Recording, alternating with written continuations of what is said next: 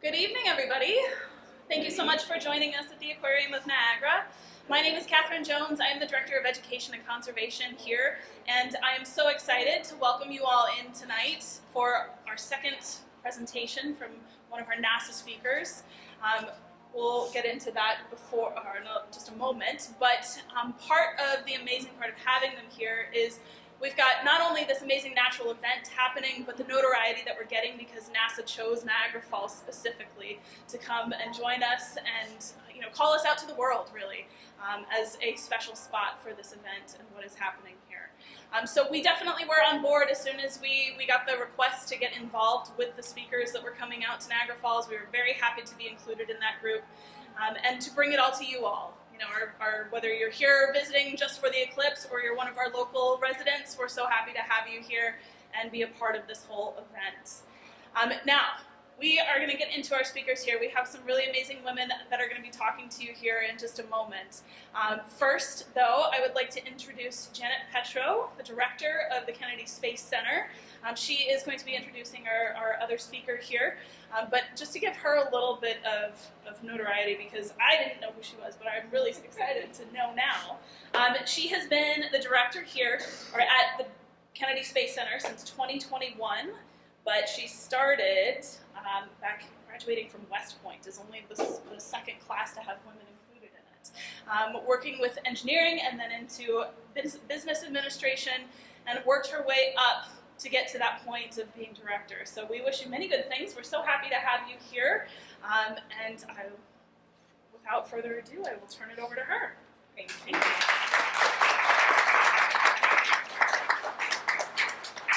Well, thank you all. Kennedy Space Center, you're going to hear from Amanda all about the path of the total eclipse, and Kennedy Space Center that I'm the director of, and by the way, I'm a little partial, so I think it's the best center in the agency. But when we were assigned the Niagara Falls location, we were super excited. So we're fingers crossed, no clouds tomorrow. We have a beautiful day like we had today. But I'm very honored to introduce you to the real rock star of this show, Dr. Amanda Nahm. She works in NASA's Planetary Science Division and Exploration Science Strategy Integration Office at NASA headquarters in Washington, D.C. As the Deputy Artemis Lunar Science Lead, make sure you ask her some questions about Artemis. She helps to define the science goals for Artemis. She's the Deputy Program Scientist for Europa Clipper, where she ensures that scientific capabilities of the spacecraft are maintained during mission development and spacecraft construction. Amanda's area of expertise is planetary tectonics, and during her career, she has studied numerous solar system bodies with solid surfaces: Mercury, Mars, the Moon, Enceladus, and Europa. Amanda earned her bachelor degrees in geology with a minor in astronomy at the University of Colorado in Boulder, and her doctorate in geology at the University of Nevada, Reno. Please welcome Dr. Nahm.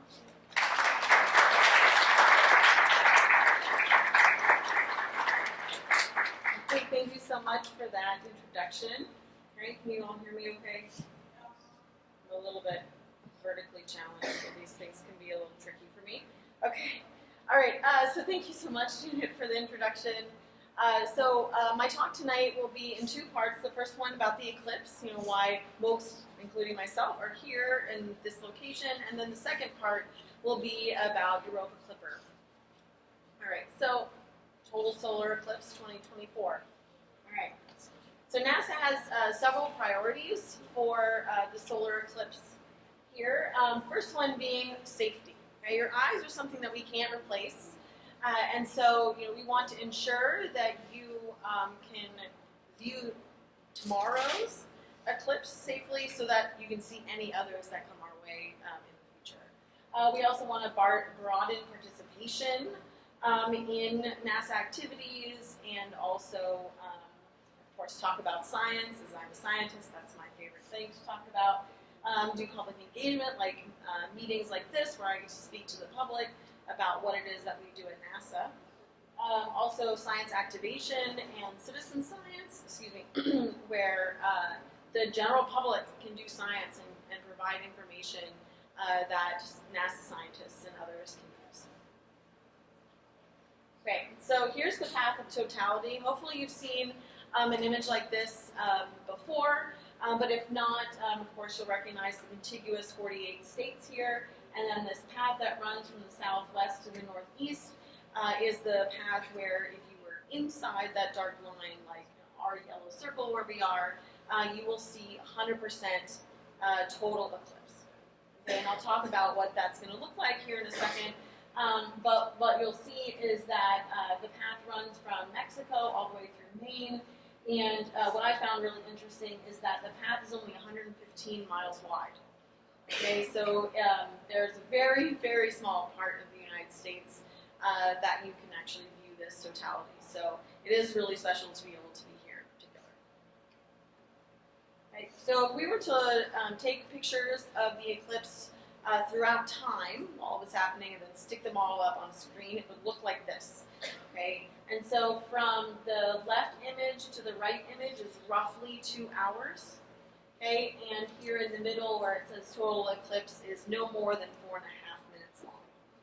Okay, so it may sound like much ado about 4.5 minutes, but I'll explain to you in a few moments what is so special about what is happening during those 4 minutes. But what you'll see is from the left image to the center, you'll gradually see the moon taking a bite out of the sun, okay, as it moves across the disk there. Then for 4 short minutes, we will have the moon and covering the entire sun disk, okay, and you can see the sort of the lines coming out of the sun. That's called the corona. I'll talk about that a little bit more later. And then as the moon moves off the disk, it sort of has a bite in reverse on the other side.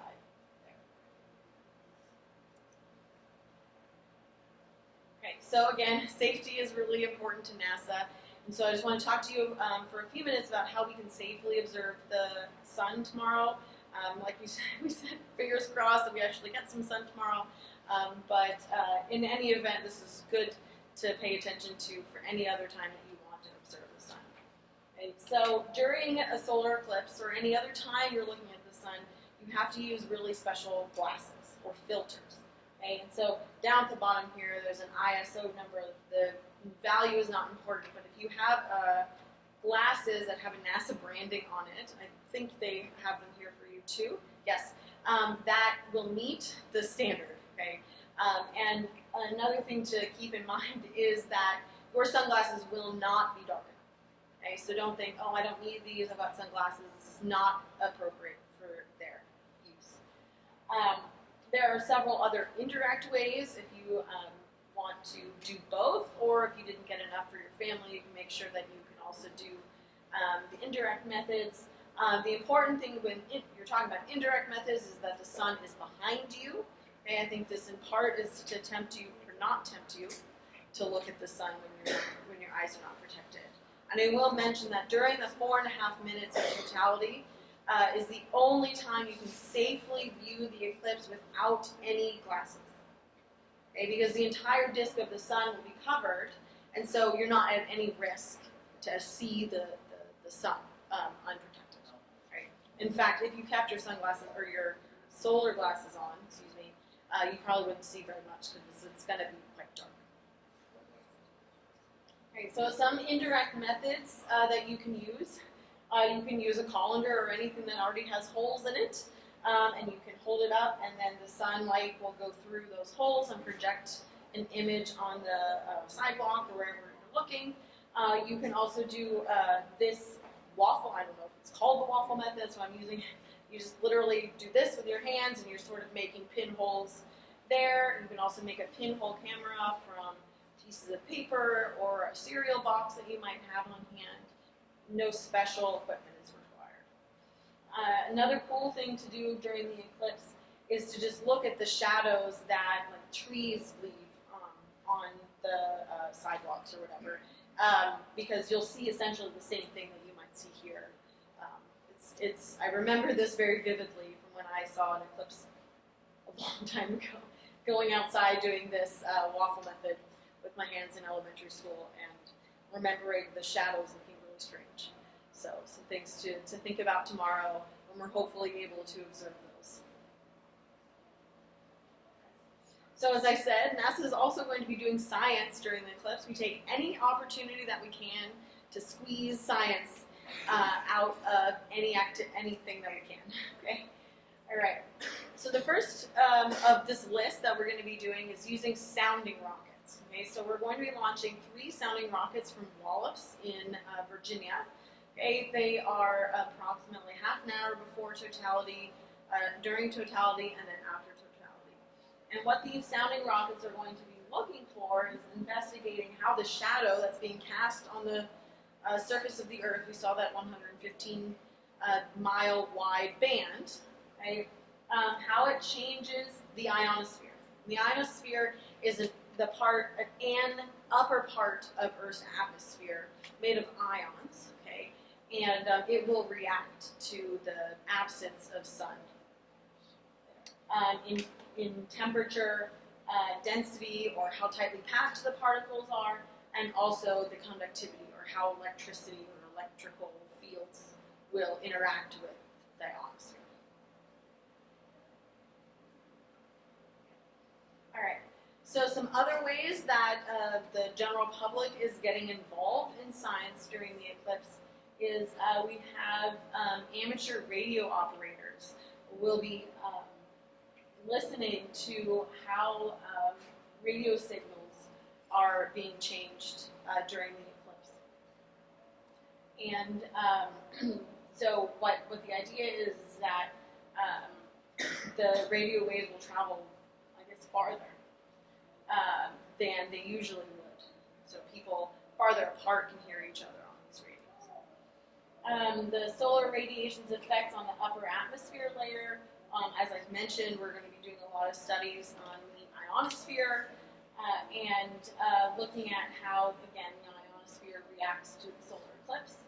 And we're also going to be looking at the active regions of the sun based on radio emissions using a 34-meter wide telescope dish.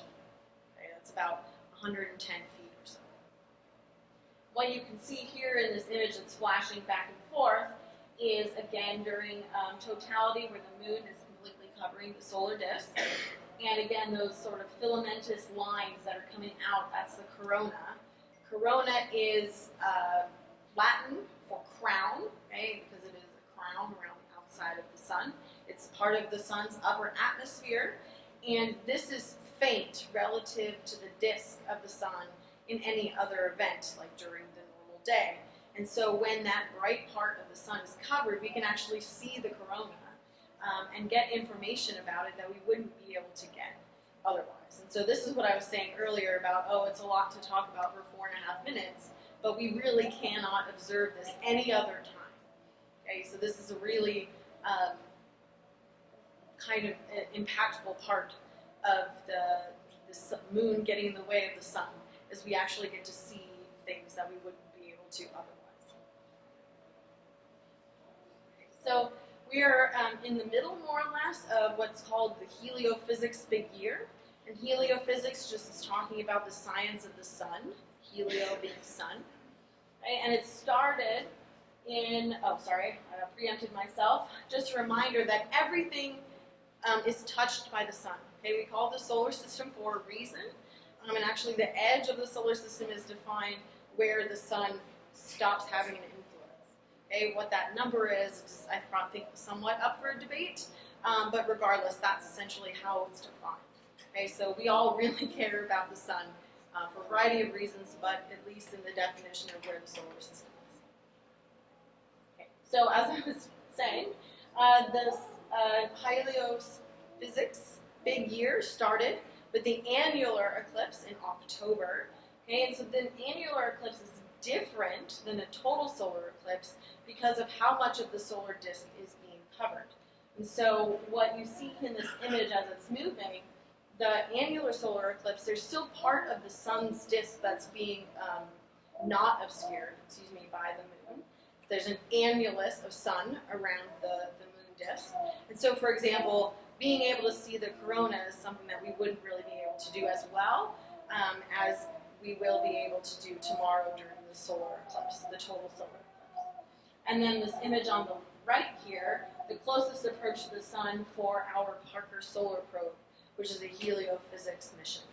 Okay, it's going to be, I think, within 4 million miles of the sun, which sounds very far away.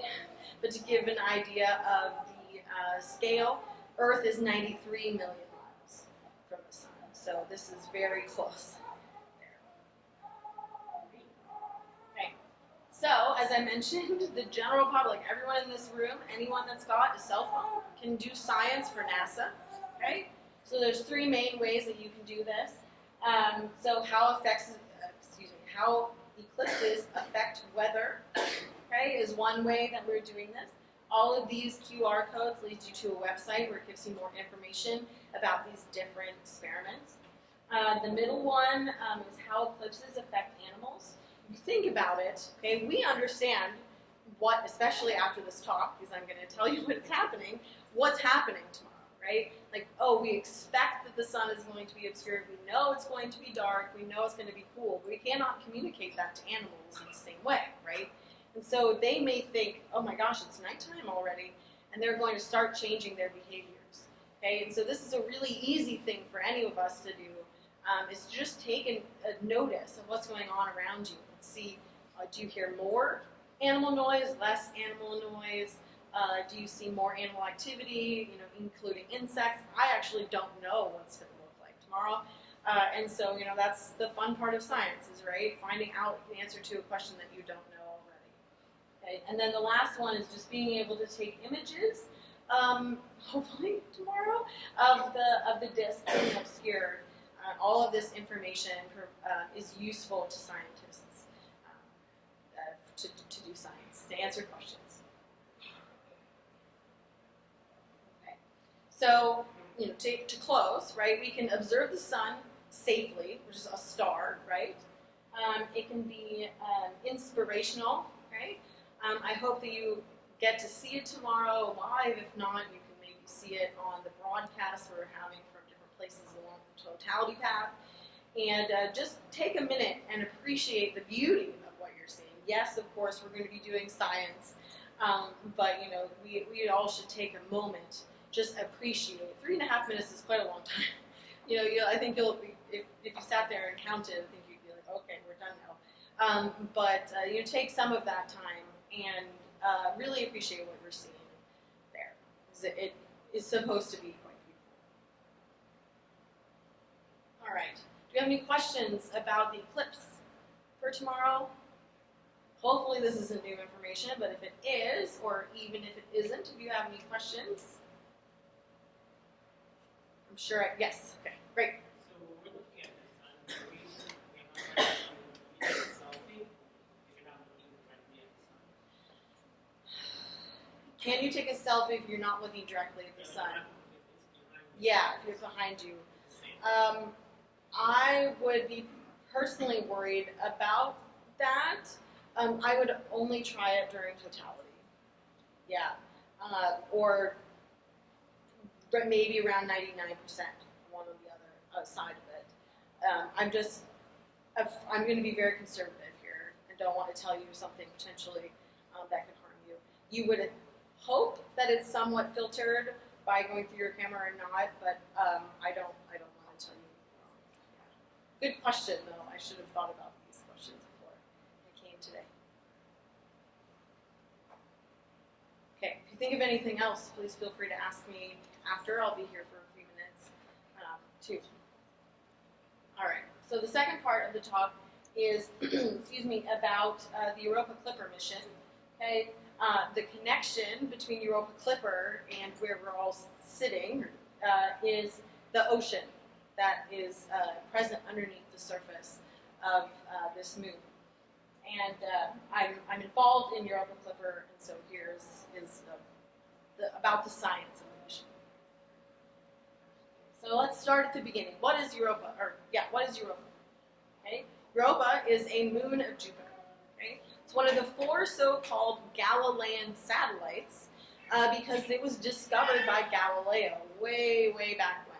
And in fact, if you see this line drawn at the top, that is an image that Galileo drew of the 4 moons. Okay, so these moons are not to scale with Jupiter, but they are to scale to themselves. And so you can see Europa here is the second one from Jupiter here, and it is the smallest of them.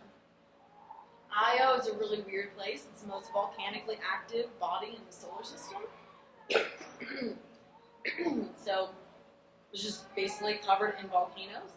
And Ganymede and Callisto are sort of mixtures of ice and rock at its surface.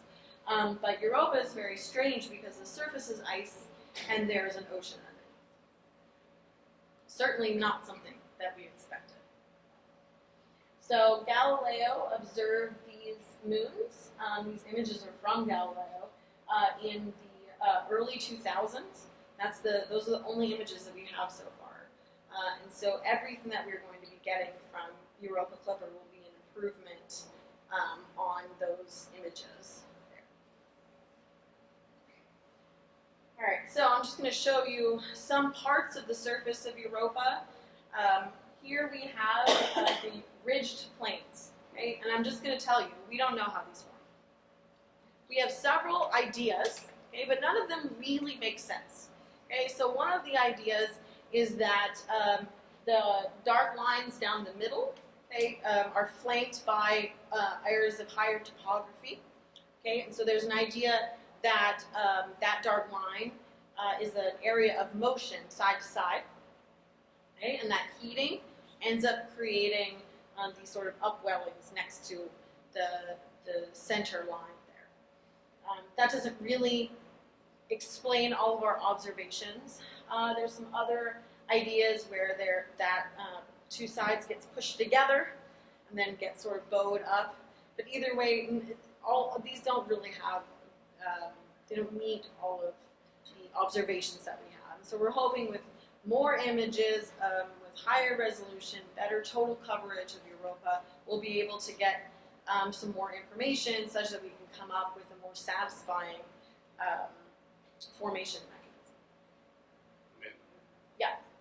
Is the dark on the right, is that shadow or is that a different substance? In this On the right side, the dark yeah, shade. I think that's shadow. Here in this image here, the different colors are definitely compositional. But it's a high topography. Yeah. Mm-hmm. So the sun is coming from this side, more or less. Does that make sense, everyone? So the shadows are on the right side.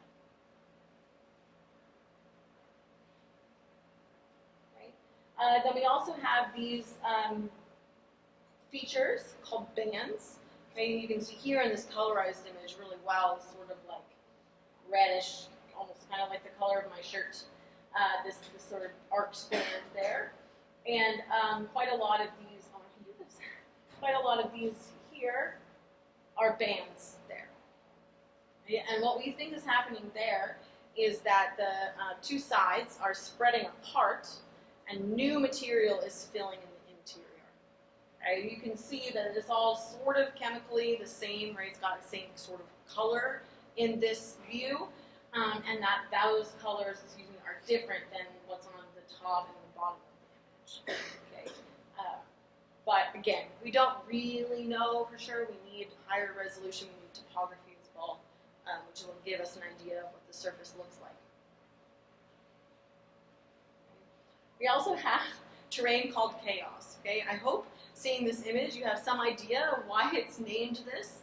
And so what we think happened here is that a pre-existing surface was disrupted with sort of mushy ice, where these plates sort of moved apart from each other, and you can kind of recreate where they match up a little bit. So it's a little bit tricky to see, but this smooth part here, okay, that is more the new material, that smooth part, where the plates that are sort of angular, that have striations on them, those might be ridges, for example, those froze, they moved and froze in place again. Okay. Yes?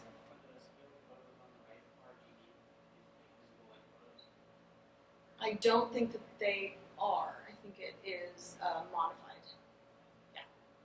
So they asked if it was RGB. Oh, on the right? Yeah. I think still probably. I think the first one was just grayscale. The second one is enhanced as well as this one. Yeah. So from chemistry class, there's like 50 different types of ice, right? Based on the pressure and density and all that. Is that what's going on here? Is that like a type of ice we would see on Earth, or is that? So the question is it different types of ice? Because when we think about ice in our normal everyday lives, it's just obvious it's water ice. But I'm sure you've heard of dry ice, for example, right? That's another kind of ice, so that's carbon dioxide ice. In this case, it's probably what's called ice 1, or just regular ice, at the surface.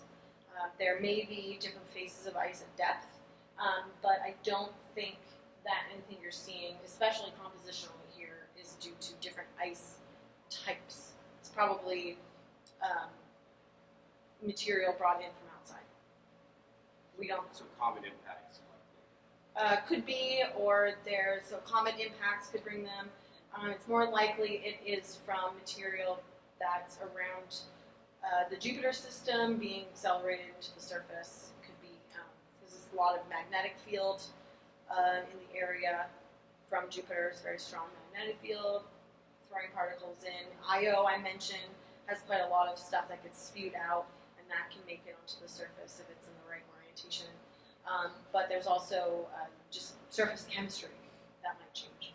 Is it in the Jupiter ring, like the Saturn ring, to be able to capture that material as well? It is. It does orbit in the. If you were to take the equator of Jupiter out, I think it does do that in the same plane. But I don't know where these are relative to the very thin ring that Jupiter has. Yeah. Okay. We also have impact craters on the surface of Europa. There are very few, I think maybe less than 10 identified. If you were here for my talk yesterday, so I know several of you were, looking at the surface of the moon, looks very different. Okay, there are probably 10 in a little box you could draw anywhere on the surface.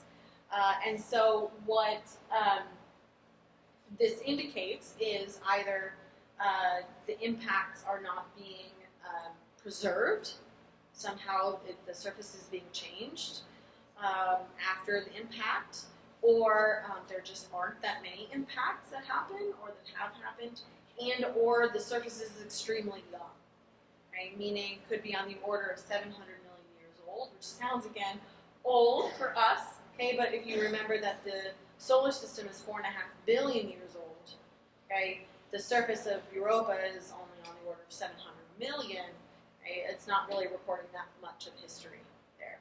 So we again, don't know. Hopefully we'll get more images, and that will be able to tell us. We also see some impact structures, or what we think are impact structures here. So there it was a little bit different, where you could see, I'm just going to go back, that the dark circle in the middle of the light, with rays coming out, if you can see those, that looks much fresher and younger for me, who's used to looking at lunar images, as compared to what we see here, where you might, if you squint in this image in the center of these rings, it's sort of featureless, and then you have a bunch of concentric rings. And so this could be an indication of an impactor that went all the way through the ice, and so wasn't able to maintain the same kind of morphology or shape that you would get from other things. It could be that heat meant that the ice can't hold on to the shapes. Again, we don't really know. Europa is a very strange place. We just need to go back and get more information to tell us. Here we have what are called lenticulae. They're like spots. Okay, the idea here is that you have warmer ice coming up from below, sort of melting and deforming the surface. Some of these are depressed, especially if you can see right above the M in the scale bar there, and some just to the upper left there on one side of that ridge. They're depressed there. So melted, lost some of its volume, and then was depressed there. Again, this is our best idea. Europa is very straight. So how do we get geology on this body that's so far away that's made of ice? Okay, so all geology is driven by heat. Okay, and so I'm just going to talk a little bit about the orientation and where we get this heat from. So these images there's videos are going to repeat, and so I'll talk about them, and you'll hopefully see all of these things. Again, they're not to scale. So let's start here on the left image. We're looking down on the pole of Jupiter as Europa is going around. Okay, so the orbits of all planets are not exactly circular. Okay, so you can see that the orbit is a little bit closer to Jupiter on the bottom part of the image as compared to the top part of the image. Right? And so as it goes around in this non-circular path, right, the stresses or how the moon is being pulled by this gigantic planet Jupiter change as it goes around its orbit. And so you can see in a very exaggerated manner that Europa is being stretched. Okay, it's being pulled and pushed. So basically it's going back and forth, back and forth, back and forth as it's going around in the orbit. And you can see this here on the video on the right, where you have a cross section through Europa with the interior structure of what we think it is. So the top there, sort of yellowish color, is the ice. The blue is the ocean, okay, that we were talking about. Just inside of that is our rocky mantle, and then there might be an iron core. And so you can see that this image is being stretched and pulled. So if the way I like to describe it is if you've ever taken a paper clip and you've bent it back and forth, back and forth, back and forth, when you do that, it's warm in the middle, right? Okay, and so that's where this heat is coming from. It's not solar energy, it is tidal energy, okay? Because it's so close to Jupiter, and Jupiter is so big that it's imparting that much energy into Europa to keep this ocean potentially liquid for 4.5 billion years. Okay, this is also why Io is the most volcanically active body in the solar system, because it's experiencing the same forces. Okay, it just doesn't have any water. And so what's going on there is instead of creating an ocean, it's creating melting of the rock, and that comes up to the surface as volcanoes. Okay, the other two, for a variety of reasons, don't really get a lot of this heat now, and so they don't really have a lot of active geology. So, Yes? sorry. No, it's okay. I'm just going to drink one. Is the crust, does that act like an ionosphere? Again, I know it's magnetic. Jupiter's an incredible dynamo, right? So the Gauss there is probably ridiculous. Is that providing any protection of possible life there? So the question is that does the crust of Europa, or ice here, is it acting like an ionosphere, which is protecting life? Is that what you're talking about? So the answer is that the ice does probably protect whatever life forms might be in the ocean. Unfortunately, we're probably not talking about these types of life forms that we have here, more like microbes or smaller single-celled things. But again, we don't know. That ice does protect it from any radiation that you would have in that part of the solar system. Also, it does probably help keep the temperature of the ocean quite warm, relatively. Yeah, it's insulated. Yeah, exactly. So the radiation that you would have from the environment can't make it very far through the ice. So that's really helpful. So this is one of the main questions that Europa Clipper is being sent to find out. Are there ingredients for life at Europa? Okay, now this is not a life-finding mission, this is a habitability mission. Okay, could life live there, right?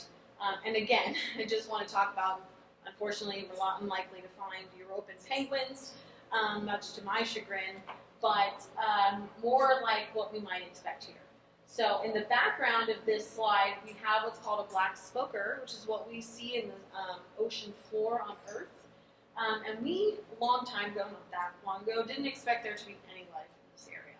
We go down there and we see there are little worm things and there's crabs and all sorts of other things. Forgive me, I'm not a biologist. Living in this area that has really hot water and has lots of chemicals that they can use to make food, right? And so we think maybe that's what we're seeing could see on the floor of the ocean in Europa, because we have the ice, remember I told you, then we have the ocean, and then we've got the rocky interior. Okay, and so at that boundary between the water and the rock, we might have something like this, okay, where we might have life around using this chemical energy to make food. Of course, we have lots of water. Okay, surprising maybe to find out that there's more water on Europa than on Earth, even though it's a much smaller body. Okay? And we think that this ocean has been around for a very long time. So if you have chemical energy and stability, like 4 billion years, you may have the right conditions for life. Again, this is not a life-finding mission. We're just trying to see whether or not the conditions are supportive of life. So what do we think the pressure is at the bottom of that? Like the gravity is much smaller Yes. there, but the tidal forces. So here on Earth, the trench, it's high pressure, very hard to get to. What about here? All right. So I'm not going to try to do math in real time. I'm sorry. No. I'm just saying. So let's talk through this. So the question is, what is the pressure at depth, basically? Okay. So there's two schools of thought in terms of the ice shell thickness. Either it's a thin shell in the order of 15, I think, kilometers, and then there's a thick shell camp. I think that's closer to 100. So it's essentially an order of magnitude difference. And then for some reason, I've got the number in mind of a 100-kilometer thick ocean. Don't quote me on these. And so you would have to figure out, use the density there in order to figure out the pressure, as well as the gravity. So Earth's gravity is 9.81 meters per second squared.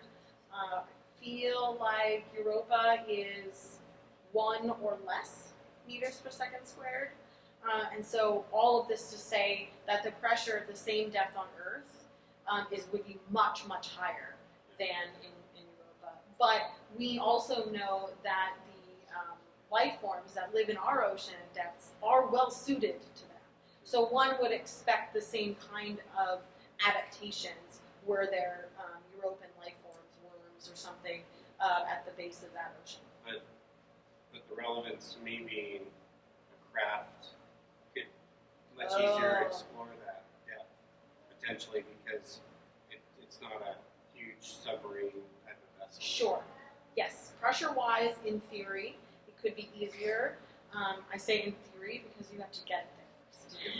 And that's tricky. Yes. But if it just appeared on the surface, in theory, it could be easier, depending on the thickness of the ice as well. Okay.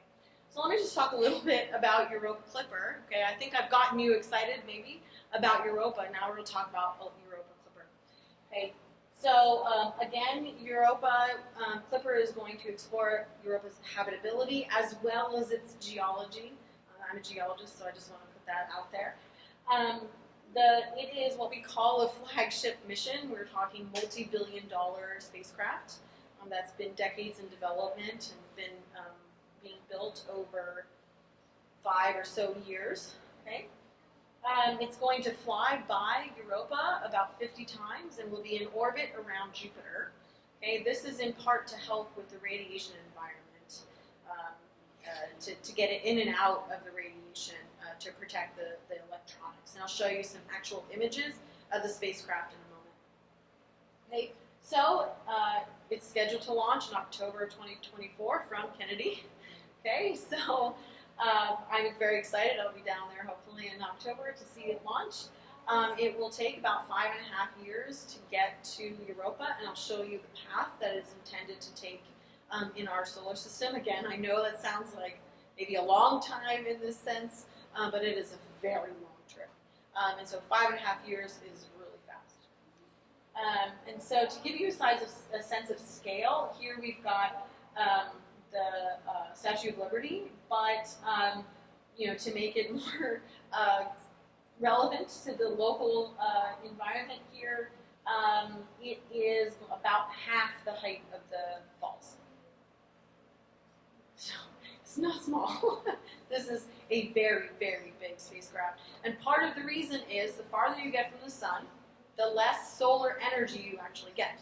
Okay, so Earth is at 1 AU, astronomical unit. Jupiter is at 5.2. Okay, and so every AU you go out, you lose a lot of solar energy. And so these solar panels have to be really big in order to get enough energy from the sun to actually power these payloads that we have on the spacecraft. We have 5 instruments that are remote sensing, and I'll talk about these in more detail on slide 3. We have 4 in situ. Okay, and so here what we're talking about is getting a sense of the very local environment of Europa. Again, I'll explain to you what that means, but in situ means in place. Right? We've got gravity and radio science, so how the spacecraft is actually interacting and changing its orbit based on when it's orbiting, will tell us about what is inside Europa. And of course, we have to have radiation monitoring, again, because it's such a harsh environment. Okay. And of course, we're going to be going all of this way to do science. Okay, we have 3 main goals. Okay. Again, to investigate its habitability, not whether there is life there, but could it support life. We're going to be investigating the ice shell and the ocean. Okay, what is it made of? How thick is it? Is it all the same at depth? Is it all the same from one place to another on the surface? Can we tell anything about the ocean? How salty is it? What is there going on between the surface and the ocean? Is there any communication of material from the top to the interior? That also has relevance for whether or not you're getting ingredients for life interior to the body. Again, the composition is a really big question. We know there's a lot of water ice, but there's a lot of other strange properties of elements, that are on the surface. Geology, how did those things that I show you form? It's a big question. It's kind of basic, okay? And we're going to get information that's going to help us answer these questions or get closer there. Okay, so let's take a look at some of these instruments. All right, these are actual pictures of the instruments that have been built. Okay, the spacecraft is essentially finished. Okay, it is going to be shipped to Kennedy on mid-May. Okay, in a gigantic military airplane. Okay, and so it's essentially done. Right, and so we've got these are our remote sensing instruments. Yes. Where is it coming from? Oh, I'm sorry, that's a great question. It's being built at JPL, the Jet Propulsion Laboratory, out in Pasadena, California. So almost the end-to-end in the U.S. Yes, thank you. I'm sorry, I knew the answer to that, but didn't think about it. Okay, so we have these 5 remote sensing instruments, and basically what that means is it's going to be collecting information from afar to tell us about what's there. Okay, so we have an ultraviolet spectrograph. So it's going to be using light in the ultraviolet part of the spectrum to get information about, for example, composition. We've got the ICE camera, EIS, okay, both wide angle and narrow angle cameras. Basically it means the difference in field of view. So regular resolution and high resolution images that are going to put the images that I showed you already to shame. MISE is a infrared spectrometer, so using the infrared part of the spectrum, longer wavelengths than ultraviolet and visible. We have a thermal imager, which is also going to be looking at the heat, looking for hot spots, seeing maybe anywhere if there's warmer ice near the surface. And Reason is a radar. And so that's what we're going to be able to use to get a sense of maybe the structure of the ice and even the thickness of the ice. Again, one of these basic but major questions that we have about Europa. These are the in situ instruments. These are going to be, quote, tasting the environment around Europa. So we have this mass spectrometer, which is going to be taking actual particles that it flies through, and depending on their weight, we'll be able to tell you what they're made of. There's going to be a dust analyzer, also collecting dust, looking about what's happening, where the dust is coming from, and what it's made of. There's a magnetometer, and I will say that the way that we determined that there was an ocean originally is not visually, right? You can't see through the ice. It's that there's an induced magnetic field. Okay, and so if you ever took physics, you know that if you have an electrical conductor, for example, salty water, and you're moving it through a magnetic field that's changing, like as it's orbiting around a planet that has a gigantic magnetic field, okay, you are going to induce a magnetic field, okay? And so that is what we observed. It's totally not what we expected. And this is a great example of scientists being super creative. So we've got this instrument on board Europa Clipper to get an idea more about the ocean properties.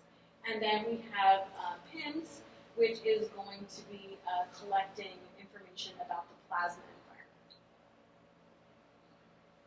And again, this is like literal pictures of space hardware, which is always fun to show everyone. Okay, so here I just have a video showing where all of these instruments are located. So here you have the gigantic solar arrays. ICE is the camera, MISE is one of the spectrometers, UVS is another spectrometer, EMIS is a thermal imager, SUDA is the dust, mass specs is the mass spectrometer. And we've got the radiogravity science, which is going to talk about how the spacecraft moves in its orbit relative to Europa. And then we also have, I think it'll show the right Reason antenna. Oh. Yeah. That big sort of dish-shaped thing is how we're going to communicate with Earth. Here's the radiogravity science. All right, so our path to Europa. Okay, the first thing that's going to happen, let me see if I get this work, all right, is once it's launched in space, first major thing that's going to happen is, right, it's going to unfurl the solar rays, right? We need power to do anything, right? So we have a little bit of a battery there, but the first thing that will happen is that the solar rays are going to open up. And that will show shortly. You can sort of see it there. It's a little bit of a dark video, but there it's certainly in a different orientation than it was before. Okay, now it's fully opened, and then we'll be able to start having power being created to power all of the instruments there.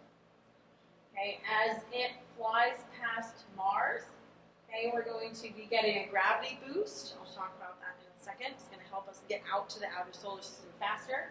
But we're also going to do some calibrations with some of our instruments. We know what Mars looks like really well, and so then we can compare that to what we get from our instruments and use that as a way to calibrate it so that when we're looking at a target we aren't sure what the properties are, then we can use those to know the right answer, so to speak.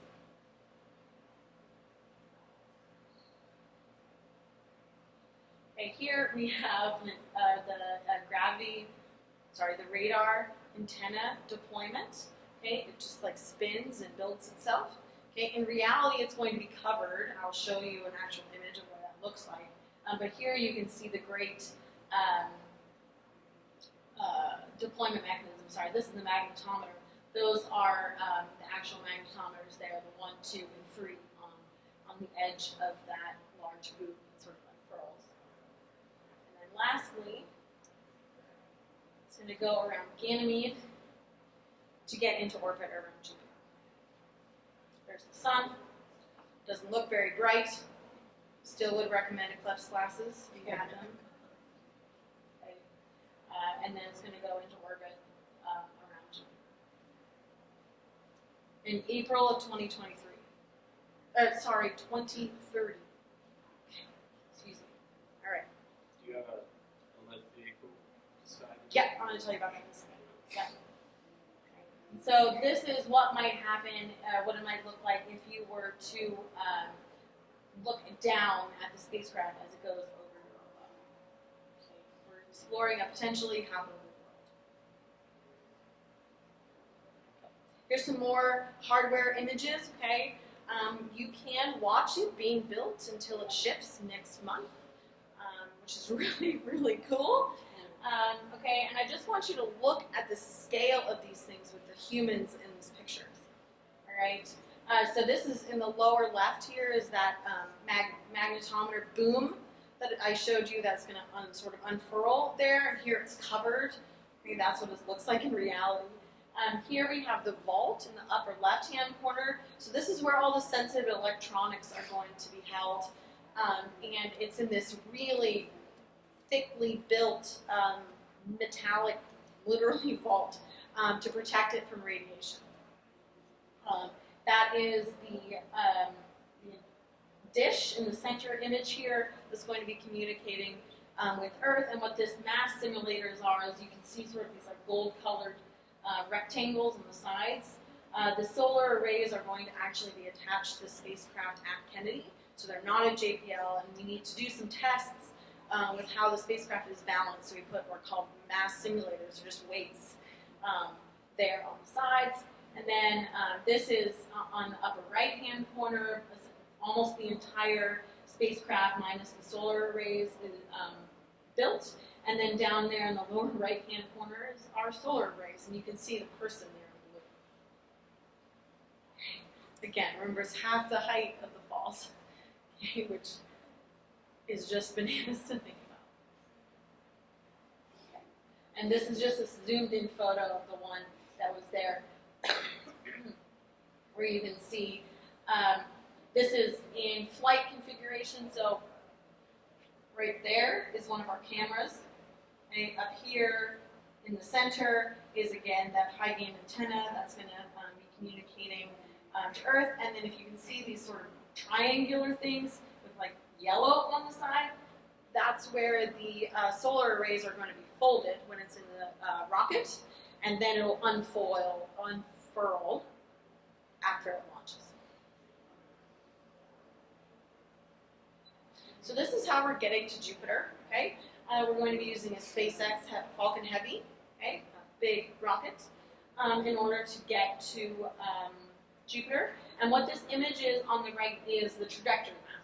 So the dot in the center is the sun, and there's Mars and Earth and Jupiter there. Jupiter has the blue orbit, and you can see just how much farther it is from Earth. So we're using what's called the Mars-Earth Gravity Assist Trajectory, or MEGA for short. And so we're going to swing by Mars first. Okay, that'll be our first encounter. We're on the outside there, farther away from the sun. It's going to slingshot us a little bit, give us some more speed. We're going to come back around to Earth, get even more speed imparted to us, stealing some angular momentum from Earth, and it's going to slingshot us out into the outer solar system on this purple line there. So it's going to take 5.5 years, but we get some help. Can I ask a question? Yes? Do you know, like, time period of when each part happens? Like, when it's slingshots back to Earth? Like, Yeah, 2 years so from now? if you squint, you can see the dates. So the Earth Gravity Assist, if we launch on October 10th, it says That is the 2nd of December of 2026. Okay, so it's about 2 years or so after we launch that it'll come back to Earth to get some more gravity. For the Mars gravities, this happens at the end of February of 2025. So this delta V of 900, is that a rocket slowdown or is that just dropping in? That is, I think, the total change in velocity over the. It's not a rocket. I don't think it's a rocket. Okay, so I just want to show you a little bit about the vault plates. This is obviously just a drawing of the spacecraft. Again, you have the high gain antenna on the left. I talked about the vault that is housing the electronics. Okay, so we closed it up with this very special plate that's going to go in this area here on the diagram. Okay, we recently revealed the design for this vault plate at South by Southwest, actually. So the poet laureate of the United States wrote a beautiful poem for Europa Clipper, which I highly recommend you listen to her read. There's also a beautiful video animation that JPL put out that animated her words. It's about 2 or 3 minutes long, and it's, I think, very moving. But what we have here on the vault plate on one side is the poem that she wrote at Ada Limon in her own handwriting, inscribed on the plate. We have an image of Ron Greeley, who's sort of the father of Europa science. Up at the top, we have a bottle. You can see that in sort of orbits. If you put your name message in a bottle campaign, you're literally inscribing your name on a tiny, tiny chip, and it's going to go right there on that in that bottle. Physical chip with your name physically inscribed. My 3 children's names will be on there. And then on the back, you see all these squiggles there. Okay, so in I think something like 100 languages, we've had native speakers say water, and actually there is an ASL version as well. Yes. And so you can go to this website, go.nasa.gov/makewaves, and you can listen to all the recordings that these sounds are from. Okay, so this is our sort of like letter to Europa. There's a line in her poem that says, "We too are made of water," and so that's the connection there, especially. So highly recommend watching the videos. You'll find them on YouTube very easily. Right, so join Europa Clipper for the ride. Here's the website. This is the current science team. We had a science team meeting in Puerto Rico in November, and if you squint in the middle, there's. All right, that's the end of my talk. Thank you.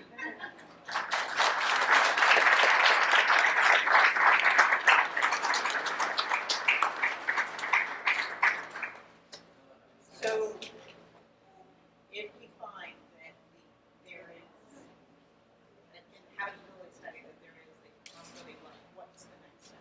That is a great question. I don't know. The question was, what happens if we find that it's happening? What next? So what I imagine will happen is that we're going to be doing a lot of studies to look at what kinds of life forms could survive or thrive in environments at Europa. So we have some ideas, but if we have real data, then we'll be able to be closer to reality. It'd be great if we could get a follow-on mission. Yeah. But that will be decades probably before that happens. Yeah. Because I mean, I know like Artemis is happening in stages.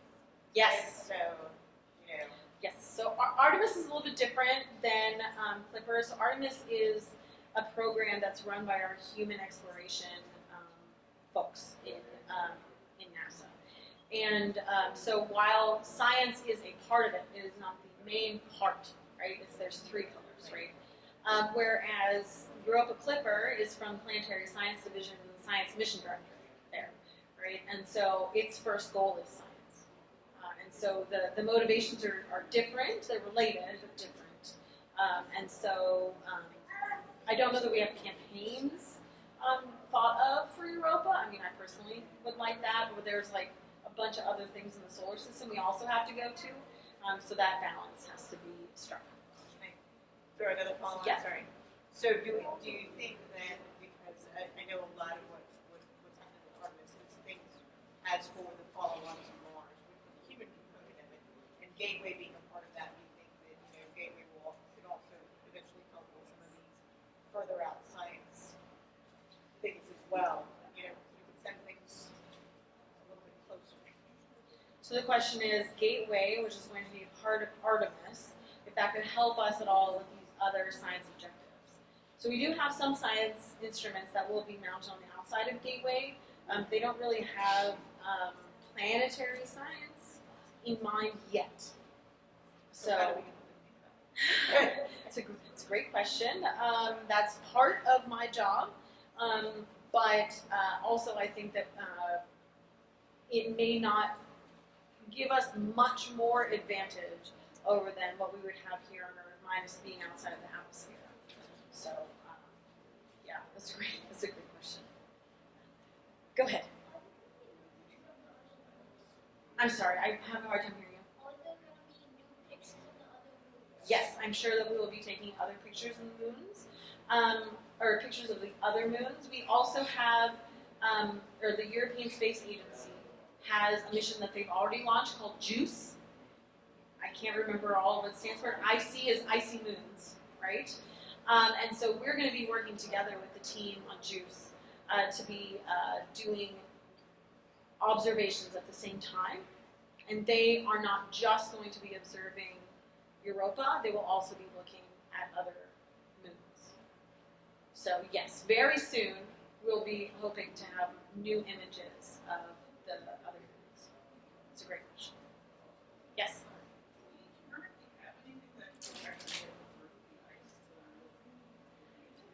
We do not currently have anything that can get through the ice of Europa, but I know that there are people who are developing instruments to get there.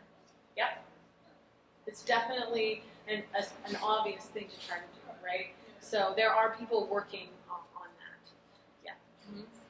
But once we have an idea of the thickness of the ice, that will help the instrument developers, right? Because if they have to know they're getting through 15 kilometers or 1,500, I don't think it's that much, but 100 kilometers is a big difference, right?